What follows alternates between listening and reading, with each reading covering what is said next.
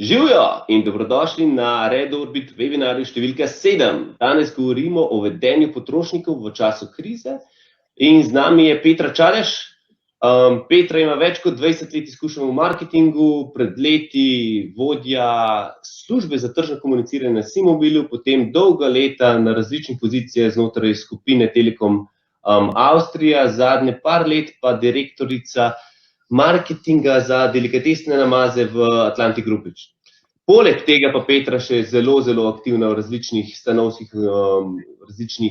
organizacijah, od tega, da je predsednica Društva za marketing Slovenije, še članica, mislim, da SOS upravnega odbora, pa upravnega oziroma programskega odbora za slovensko marketinško konferenco, če se pravilno spomnim.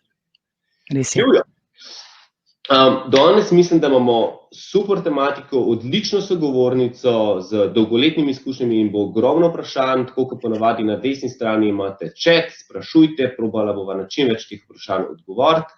Poleg tega na desni strani imate tudi zavihek offers, na Red Orbitu še vedno ponujamo brezplačno svetovanje o digitalnem marketingu, kdorkoli rabi, se bomo slišali.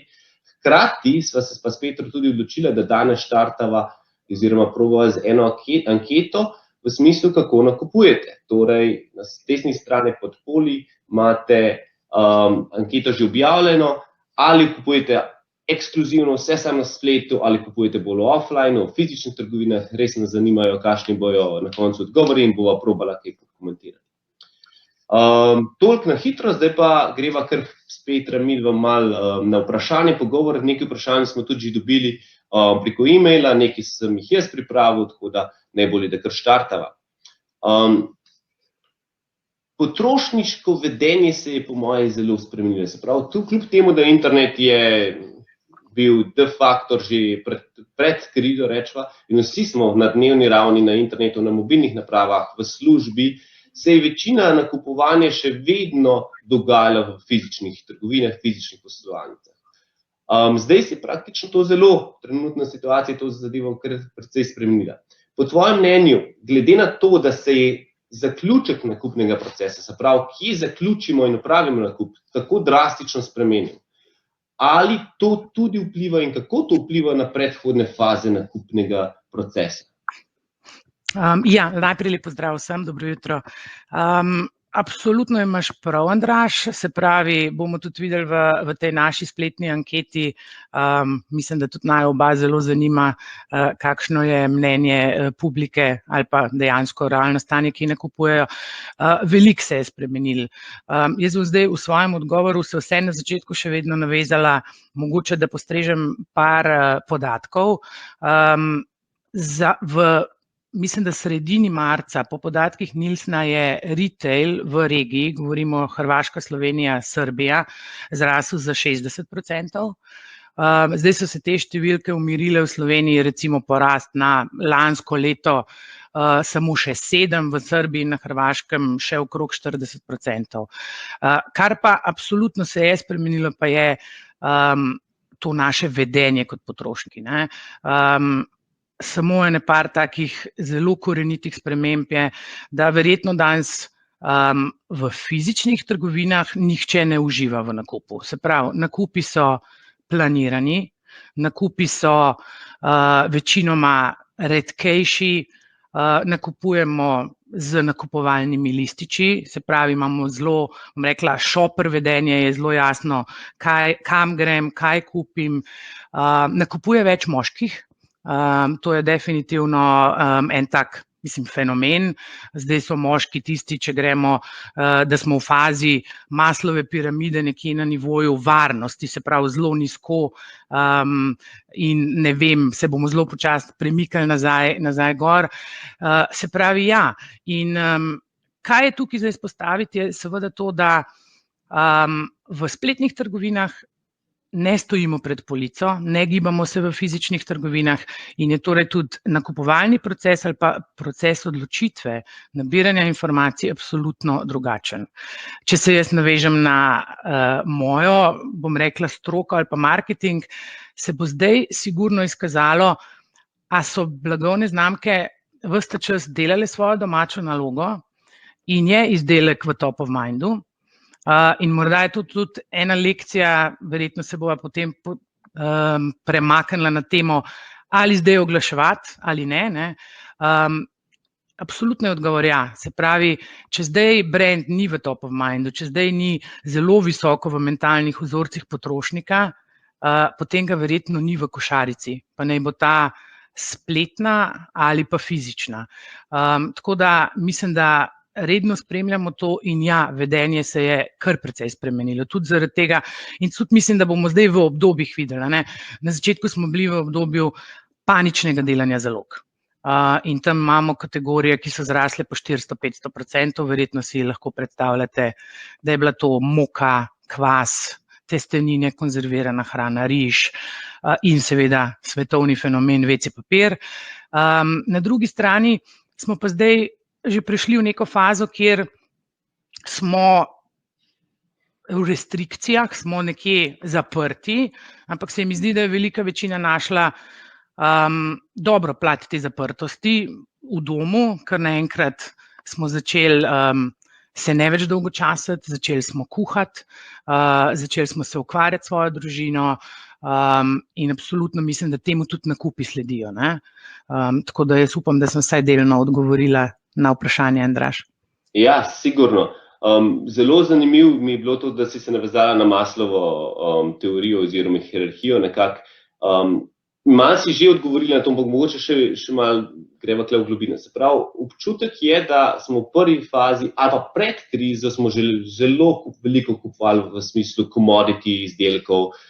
Na koncu smo imeli zelo dobro gospodarsko rast, bila je prosperiteta, čeprav si kriza že dlje časa napovedala, ampak se to nekako ni na potrošnji kazalo. Se pravi, ali smo se zdaj iz commodityja premaknili na necessity produkte, se pravi, to si že malo omenila, da smo se najprej na kavo in kako smo tukaj nazaj premikali in kdaj lahko pričakujemo, da bomo spet, ali lahko v kratkem pričakujemo, da smo kaj više dvigali po tej piramidi, nekako kaj kupujemo oziroma kakšne tipe izdelkov kupujemo. Jaz mislim, da smo se že premaknili, tako kot sem rekla na začetku, smo si vsi zalagali svoje sarambe, potem ko smo ugotovili po parih tednih, da ne bo čudežno zmanjkalo izdelkov v trgovinah, da nas ne bojo zaprli v stanovanja toliko, da ne moramo iti po teh nakupih. Smo začeli v bistvu prehajati iz nečesa, se pravi, doma ne hodimo v restauracije, ne hodimo na druženja in si do neke mere probamo zdaj vse to pričarati doma. Se pravi, se mi zdi, da smo se že premaknili v tudi ta nek del indulgenca, če smo prej bili zelo praktični, pragmatični in smo bili na zelo fizičnih potrebah, se zdaj pač že premikamo. Ne? Zdaj smo vsi na koncu postali, vsi lahko odpremo pekarne, vsi lahko odpremo slaščičarne, vsi kuhamo z družinskimi člani. Mislim, da tisti, ki so, bom rekla, v mindsetu zelo hitro presvičali, glej, tako je in tako je najbolje, zdaj lahko sedim doma in sem, ne vem, jezen ali pa pač iz tega naredim eno pozitivno stvar. Ne? In kar mene v celi situaciji veseli je, da bomo verjetno, zdaj bo napačen izraz, malo se prevrednotili, v smislu, da bomo zdaj vseeno morda dobili nazaj ali pa bomo na novo dobili ene vrednote, ki smo zelo na njih pozabili.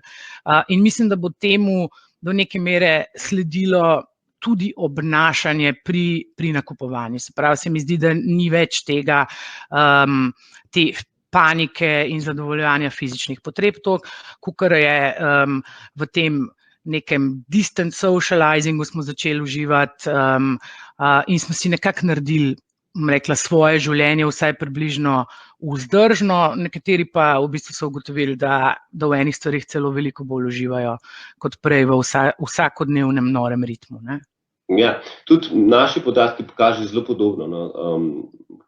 Govorimo o naših naročnikih, pa to, kar mi v Sloveniji spremljamo, se je, pa to po moje ni necessity product, kot je moka, ampak zelo se je dvignila prodaja in televizorjev, se pravi home entertainmenta in pa recimo vrtnarske opreme, pa ne govorim samo o tem, da bomo kupili lopato ali pa lopatico za domači vrtiček, ampak v smislu vrtne garniture in podobne zadeve. Se pravi, ljudje smo prišli tudi v to fazo da hočemo si udobje doma ustvariti, ne nujno skozi delo in sam skozi hrano, pa tudi skozi kaj drugega. Verjetno večji problem pa bojo predstavljali bolj luxury produkti, ki govorimo v pravem luksuzno, od nakita in takih izdelkov, ki smo jih včasih kupovali praktično ne zaradi potrebe, ampak mogoče zaradi statusa. Ja, sigurno. Se pravi, verjetno, če si pa zdaj probamo zamisliti, par kategorij si omenil, zdajle nihče ne kupuje luxury produktov, verjetno se zelo redko odločamo za, ne vem, nakup enih dražjih stvari, verjetno ne nakupujemo novih avtomobilov. V zadnji krizi, ki je bila, se pravi, je prvi kategoriji, ki sta padli takoj in mislim, da se je podobno zgodilo tudi zdaj, so bile obleke in obutev in druga so pač turizem in potovanja. Jaz mislim, da zdaj tukaj ta druga kategorija je pač upadla enostavno zaradi danosti, da smo meje zaprli in da enostavno vidim, da objavljamo slike na Facebooku, če vidimo kakšen avion v zraku, kot eno tako zelo redko ptico. Zanimivo bo to spremljati, ne? Jaz še vedno mislim, da obstaja na drugi strani en segment, ki zdajle ima presežek denarja. Tisti, ki v svoji socializaciji fine dininga, dobrega vina ne zapravljajo toliko, tudi to je priložnost. Ker zdaj bom rekla, probajo pa mogoče si svoje domače okolje narediti vsaj delno primerno temu. Zelo bo pa vse to odvisno od tega, da bomo videli v naslednjih mesecih, nihče od nas nima sicer magične palčke, čeprav so novice v zadnjih dneh zelo pozitivne, kaj zares bo. Dejstvo je, da ravno v ponedeljek sem poslušala Andraža iz Valikona, mi nismo v krizi. Oni so naredili eno lepo primerjavo za obdobje 2009 do 2014 in v tem trenutku smo alert, se pravi, smo previdni in pričakujemo poslabšanje. Ko smo previdni, seveda to takoj udari na potrošnjo kategoriji, ki si rekel. In od tega pozitivnega ali zelo racionalnega ali negativnega napovedovanja, kam bomo šli naprej, bojo zelo odvisne nekatere kategorije in zelo bo to vplivalo tudi na naše nakupne navade. Ja, prej v prvem odgovoru se mi zdi, da si nekaj omenila, da se bo zelo videlo, koliko so blagovne znamke v preteklosti delale na sami sebi in da se to odraža v današnjih nakupih, ker ja, kako nakupujemo drugače, se pravi, v kakšni meri so te spremembe v nakupnih navadah potrošnikov tudi posledica drugačne nakupne izkušnje. Ker, ko sem šel jaz včasih v fizično trgovino, sem delal window shopping, se pravi, sem gledal Argeto, ampak zraven sem imel še Gavrilović pašteto, pa Kikec, pa Rio Mare ribe, oziroma tuno in tako, se pravi, konkurenca je bila zraven. Zdaj, kako grem na internet, na spletno trgovino, je ta pogled strani potrošnika pa bo popolnoma drugačen. In kako je zdaj ta drugačna uporabniška izkušnja dejansko vpliva tudi na nakupne navade oziroma na rezultate poslovne določenih blagovnih znamk? Ja, mislim, da je osnovno, čeprav bom rekla, da uporabniška izkušnja, kolikor so se, bom rekla, spletni trgovci resnično eni bolj, eni manj s tem ukvarjali. Ja, ni tega window shoppinga, se pravi, ni browsing, če lahko temu tako rečem, je absolutno drugačen. In spet različno, ali si danes rečem, joj, nisem bila že en mesec v trgovini, si bom kupila novo obleko, bo verjetno drugače, kjer bom vseeno si vzela nek čas. Ko pa govorimo še vedno o tem, kategorije, ki jih največ nakupujemo, tukaj pa verjetno ne bom šla pregledovati na spletu cele kategorije, ampak imam predefiniran vzorec, katera je tista blagovna znamka, ki ji zaupam. Se pravi, zdaj je jasno, da tiste blagovne znamke, ki so zaupanja vredne, absolutno zmagujejo. Ja, ne govorimo o commodity produktih, ne govorimo o tisti prvi fazi, ko si šel v trgovino in si pač kupil moko, ki je bila na razpolago. Zdaj smo mi že šli naprej od tega, pa moka verjetno vseeno ni čisto ta pravi primer. Ampak absolutno Ne vem, na našem primeru, če mi dovoliš, da omenim Argeto, zelo redko gre nekdo v spletnem nakupovanju gledati, ne vem, konzervirano hrano, paštete, ampak verjetno kupuje Argeto. In to je to, kjer bom rekla, se bo pokazalo, da je konsistentna gradnja blagovne znamke tista, ki je najbolj pomembna in to, kar bo pomembno tudi naprej. Se pravi, zdaj se delajo tiste razlike na trgu. Zdaj, če si le lahko podjetje ali pa blagovna znamka privošči, da kontinuirano še naprej gradi to blagovno znamko, mislim, da bojo to zmagovalke, ko pridemo ven iz tega obdobja. Spet, da poudarim, mi še nismo v krizi po vseh podatkih. Je pa iz zadnje krize, obstajajo pač raziskave Millward Browna, tudi Valicona, da močne blagovne znamke 9-krat hitreje ali bolj uspešno tako krizo tudi prebrodijo. Ampak tle si super zdaj odprla še eno vprašanje, ki se mi je pojavila. Če se navežemo na prejšnjo finančno gospodarsko krizo, so močne blagovne znamke bolj in lažje išle iz krize. Kaj to pomeni močna blagovna znamka, oziroma kaj naj zdaj v tem trenutku posamezna blagovna znamka ali podjetje naredi, da bo lažje išla iz krize? Mislim, da imamo zdaj v marketingu še malo več dela, kot smo ga imeli prej, kar je absolutno spodbudno, glede na to, da vemo, da obstaja kar en lep del populacije, ki je doma na čakanju.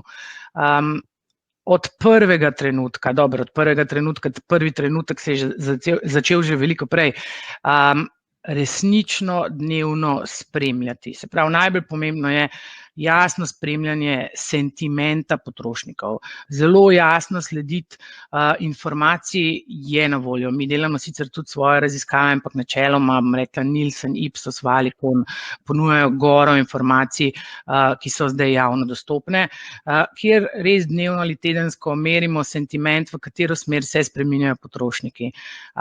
In ja, veljajo ena taka železna pravila, kjer seveda moramo zdaj biti silno obzirni. Vseeno moramo vedeti, da je tam zunaj še vedno velik procent potrošnikov, ki so jezni, ki so prestrašeni tako iz zdravstvenih razlogov, kot iz razlogov, kaj sledi.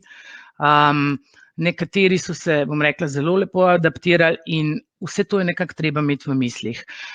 Blagovna znamka zdaj gradi zaupanje, absolutno si ne sme privoščiti nobenih napak, se pravi zelo resno, mi smo takoj prevetrili vse komunikacije, ne samo medijsko, se pravi, da smo se zelo jasno usmerili veliko bolj na digital, ampak tudi, se pravi, ne kje komuniciramo, ampak tudi kaj komuniciramo. Se pravi, zelo banalen primer, sigurno zdaj ne spodbujamo ljudi, da imajo piknik na jadrnici in da so vsi happy, shiny people.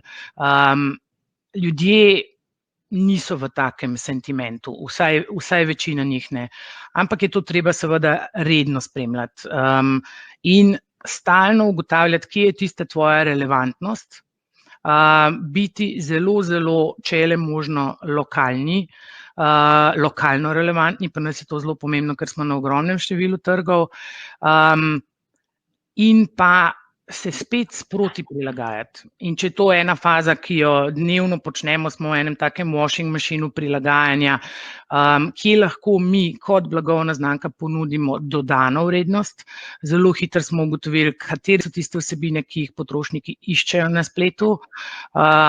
Seveda je tudi tukaj klater informacij. Jaz ne vem, če sem kdaj v celem življenju prej videla toliko receptov za peko kruha, in sigurno imaš tam zunaj eno tako lepo konkurenco. Hkrati paralelno je pa en, bom rekla, še širši stream, s katerim se ukvarjamo, pa je, kaj naprej, kako naprej, da bomo ostali relevantni, top of mind, kje bomo iskali svojo diferenciacijo za obdobje, ki sledi, s tem, da spet, bom rekla, imamo kar nekaj različnih scenarij, kaj je tisto obdobje, ki lahko sledi, koliko je ta scenarij pozitiven, koliko je črn, kdaj se bo dejansko časovno zgodil. In ja, zdaj je en tak exciting čas za marketingaše, ki je sicer zelo naporen, ampak vsem ponuja veliko priložnosti. Da tukaj končam, prva stvar, ki smo se jo mi v marketingu zmenili, prvi dan je, ta kriza je za nas priložnost.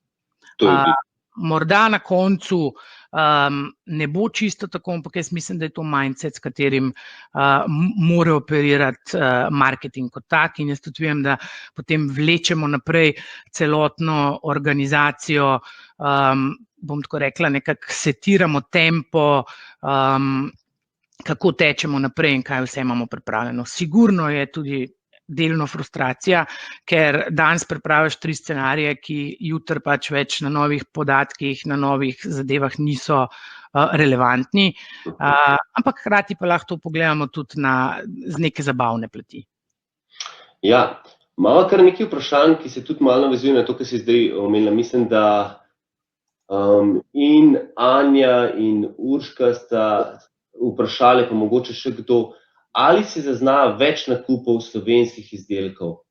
Ja, jaz mislim, da tako bom rekla, se pravi, to, kar sem prej mogoče pozabila pomeniti, pa mi dovoli, da še to omenim. Se pravi, ta corporate social responsibility je izjemno zdaj pomemben, kako blagovne znamke ali pa podjetja tudi pomagajo.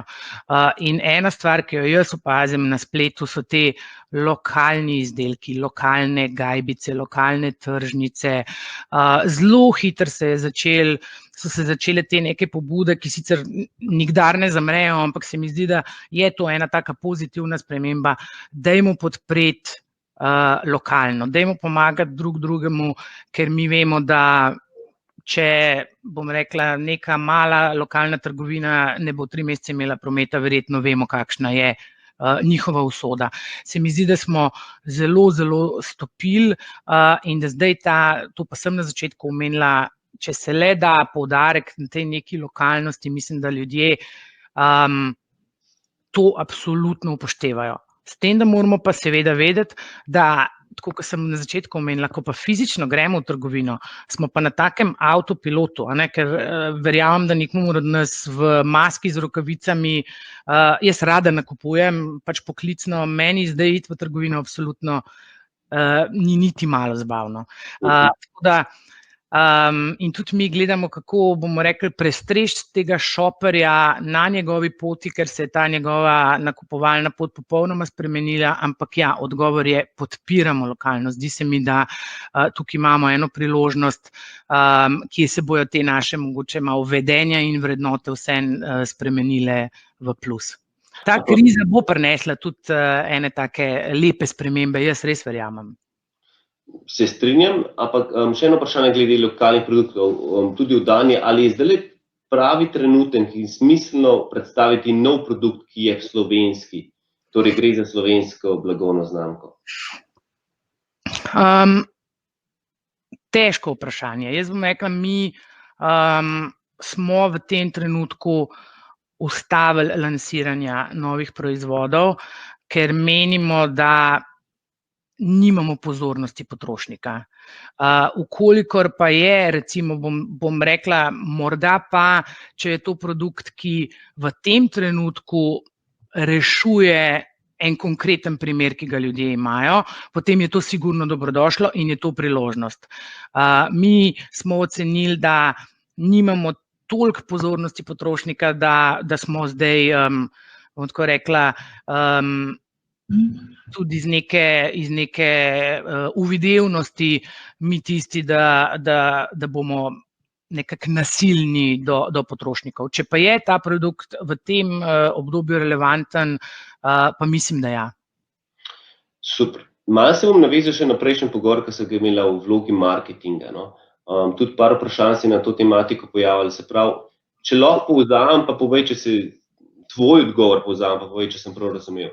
Sprav, vloga marketinga v tem trenutku ni, da prekinemo vse oglaševanje, vse aktivnosti, ampak moramo se seveda prilagajati, biti agilni, biti hitri, odzivni. ampak je še bolj pomembno, da trenutno gradimo na blagovni znamki in da ne prenehamo z aktivnostmi. Se pravi, tlele Tanja sprašuje, da večina oglaševalcev je prekinjalo oglaševanje predvsem na radijskih medijih, TV medijih, out of home medijih. Mija se tudi pogovarjala, kako zdaj praktično ne preprečiti, ampak kako spremeniti ta mindset, ki ga imajo kar nekateri oglaševalci blagovne znamke. Zdaj pa situacija je taka, da dajmo kar v en krč se spraviti pa vse ustaviti. Je to prava odločitev, da se ustavijo in kako jih prepričati v kontra, če to ni prava odločitev? Mogoče malo pavšalen odgovor, ki ne velja za vse, ampak bom raje začela s tem. Mi živimo v enem poslovnem okolju, kjer imamo partnerje. In jaz mislim, da sentiment zdaj je tak, glede na to, da smo, bom rekla, v vseh podjetjih si verjetno kot prvo stvar zadali varnost svojih delavcev, ohranjanje delovnih mest.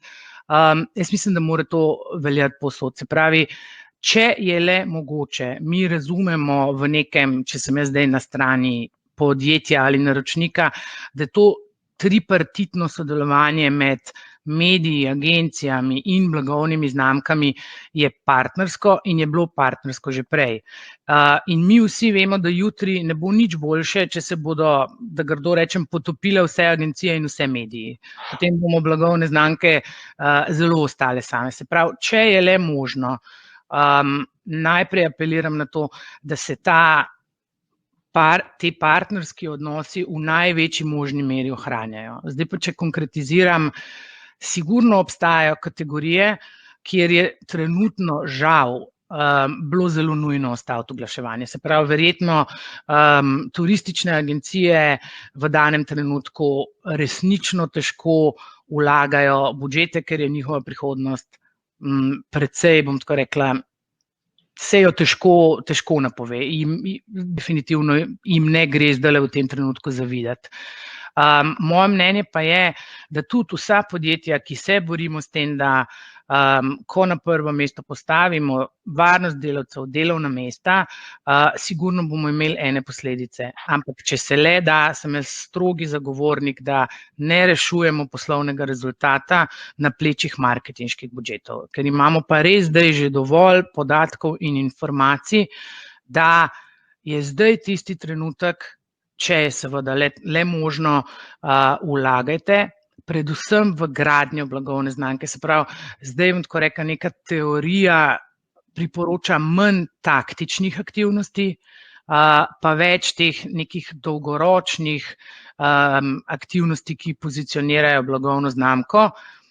Ja, in težko je, ker sigurno ne vidiš potem učinka danes, pa verjetno ga ne boš niti jutri. Ampak imamo pa res zelo veliko primerov iz zadnje recesije, kako potem čez mogoče nekaj mesecev, včasih celo nekaj let, pa se pokaže, da je bila odločitev vseeno pravilna. Super.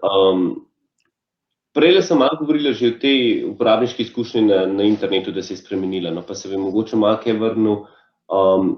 Se pravi, izkušnja, zdaj govorim kot customer experience, se pravi, sami izkušnji. Ker se je ta izkušnja precej spremenila, od Windows shoppinga smo šli dalje, ali bi, koliko pomemben je, kako pomembna je ta uporabniška izkušnja trenutno za kupce, glede na to, da smo v enem temu kriznem obdobju oziroma v malo drugačnih razmerah delujemo, nekatere spletne trgovine nimajo najboljše uporabniške izkušnje ali pa nakupne izkušnje, ali bi mogli v to vlagati, ali to zdaj lahko ignoriramo. Kakšno je tvoje mnenje? Jaz bi rekla, da verjetno, če si predstavljam, tako kot dnevno spremljamo, nek sentiment potrošnikov, je bolj pomembna kot kdajkoli prej. Se pravi, v danem trenutku po eni strani lahko rečemo, ja, imajo potrošniki več časa, po drugi strani pa njihov mindset ni tak, da imajo voljo ali pa energijo se ukvarjati s slabo uporabniško izkušnjo.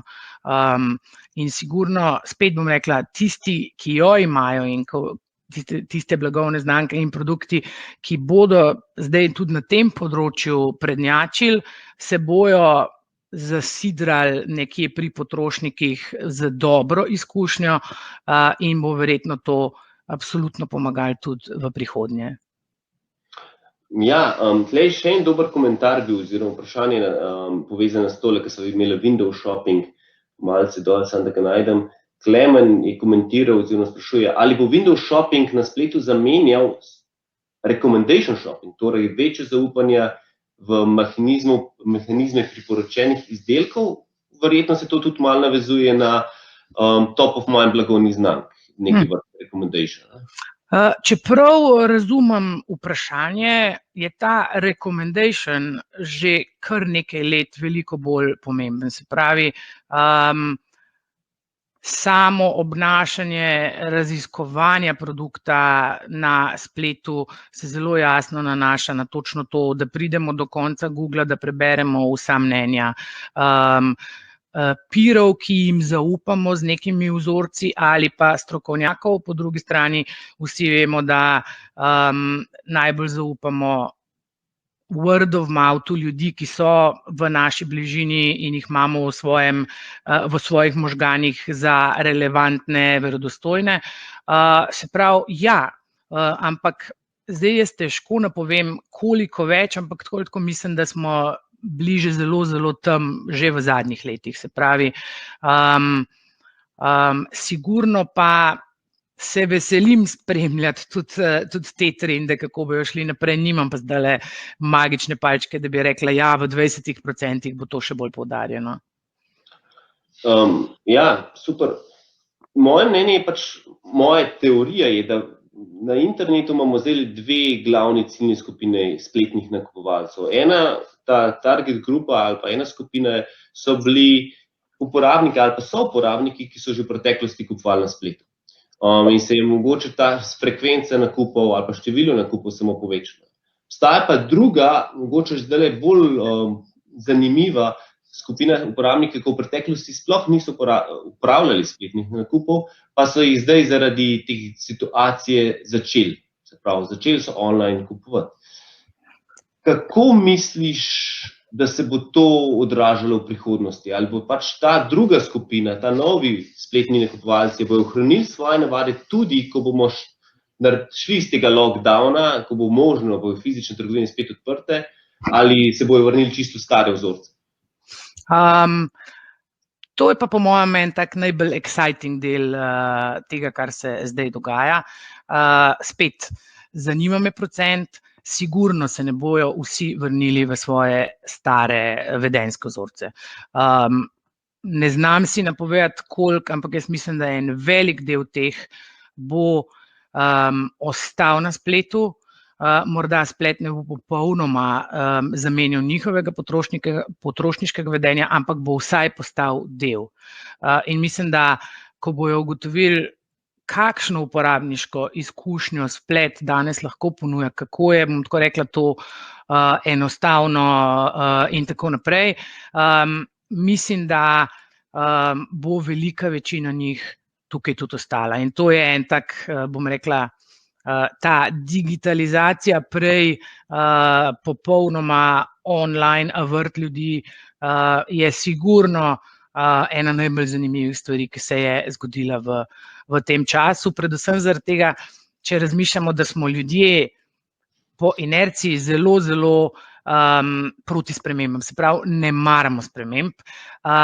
Z tega izhaja tudi, da ne zaupamo nečemu novemu in da večina teh ljudi tega nikdar zaradi tega ni počela. In zdaj v tem trenutku nas je situacija enostavno porinila in prisilila v nekaj, in ko bojo oni videli ne samo, da to ni noben bav, ampak da je to celo zelo enostavno, uporabniku zelo, zelo bom tako rekla, prijetno, jaz mislim, da bo tukaj en zelo pozitiven sentiment in da bo tukaj online en velik zmagovalec. Ja, to je zelo zanimivo opazovati, ker pač o digitalni transformaciji pa premiku iz offline na online smo govorili vsaj 5 let, če ne 10 let, od skoraj od začetka prejšnje krize, na koncu pogotovimo, da nič ni pospešilo toliko te transformacije kot en virus, ki si začel širiti po celem svetu. O tem bo tudi več v enem prihodnjih webinarjev govorila z Ksenijo Škrl, tako da mogoče več takrat o tem. Ampak še eno zanimivo vprašanje, ki se malo navezuje na tole, ki sva zdaj govorila o spletnih trgovinah. Se pravi, ali je trenutno še vedno priložnost in potreba po novih spletnih trgovinah in mogoče novih marketplacih. Se pravi, jaz še nimam spletne trgovine, ali je zdaj pravi trenutek, da je lansiram? Joj, kaj čakate? To bi se mogli spraševati en mesec nazaj. Se pravi, mislim, da obstaja zelo veliko lepih primerov, ker to danes tehnologija omogoča, bom rekla, tudi veliko, pa ne me pol vprašati konkretno, ampak enih majhnih slovenskih blagovnih znamk, majhnih podjetij, ki so zelo, zelo hitro, pa tudi če zelo primitivno naredili neko spletno trgovino. Se pravi, ljudje to vidimo kot prilagodili ste se situaciji, prilagodili ste se potrošnikom. Torej, ne vem, kaj čakate. Ja, absolutno, absolutno. Se pravi, če že do zdaj tega niste imeli, pa jaz menim, da je že do zdaj pred COVID-19 to bilo potrebno, so sigurno, bom rekla, ful je bilo enih takih iniciativ od teh, bom rekla, res lokalnih kmetov, lokalne oskrbe do, zdaj mogoče ni pravi primer, ker to ni spletna trgovina. Kaj je največji problem žensk v danem trenutku? Poglejte me, se pravi, že en mesec nismo bile pri frizerju. Ena gora frizerjev obstaja, ki je ponudila, da ti zmešajo tvojo barvo, objavljajo tutorial, nekako spravijo to barvo v skladu z vsemi varnostnimi ukrepi do tebe in vem, da mogoče zveni tak first world problem, ne? Ja, ampak to je absolutno, absolutno nekaj, kar je ljudem v danem trenutku žal relevantno. Nič čakati, kar pogumno na to. Kako ste pa v Argetih temu pristopili? A boste odprli spletno trgovino? Glede na to, da smo mi blagovna znamka, ki se prodaja v retailu, bom tako rekla, nimamo svoje lastne spletne trgovine, smo pa močno prisotni, ja, logično v vseh spletnih trgovinah, vseh retailerjev. Kar smo naredili zelo hitro na začetku je bilo, da smo takoj za vse naše trge preverili stanje, ali je Argeta pri vseh, bom rekla, fizičnih trgovcih, tudi na spletu ali pa, ne vem, recimo na Poljskem obstaja samo ena spletni retail, ki se imenuje Frisko. Se pravi, takoj smo odreagirali. V enem dnevu je kolega pripravil analizo in potem smo za vsak trg pogledali, ali smo prisotni ali ne in takoj stopili v akcijo, da tam absolutno smo in seveda tudi na teh spletnih trgovinah, če se je le dal izpostavili izdelek z vsemi možnimi sredstvi do neke mere, se pravi, da smo spet poskrbeli, da smo nekje tam v ospredju. Ja, to je super, se pravi, agilnost je tista, ki tudi nekako se odraža pri vas in gotovo je trenutno najbolj pomembna na trgu ali pa ena najpomembnejših stvari. Za konec, mogoče zdaj sva, nažalost ne bomo mogli na vse vprašanja odgovoriti, pa jih bomo probali tudi kasneje, ampak pokrivali sva zelo različne, rečemo, elemente marketinga ali pa marketinškega spleta.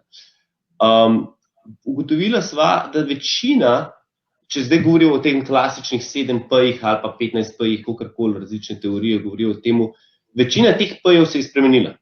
Mogoče skoraj edini, ki se ni spremenil, je sam produkt, fizični produkt. Pa še tam nekateri so se. Glede na to, da se je marketinški splet toliko spremenil, ali se bi mogla tudi spremeniti strategija marketinška? Sigurno. Mislim, zdaj bom tako rekla, naša dolgoročna strategija, če govorimo o 5 letih, se bo na podlagi zdajšnjih opažanj, zdajšnjega forecasta do konca leta, zagotovo vsaj v enem delu prilagodila. V naslednjih 3 do 6 mesecih jo bomo pa odprli še kar nekajkrat in bomo z learningi, ki jih dobimo zdaj, ugotovili, kje jo je treba prilagoditi, če pa treba pa tudi popolnoma spremeniti.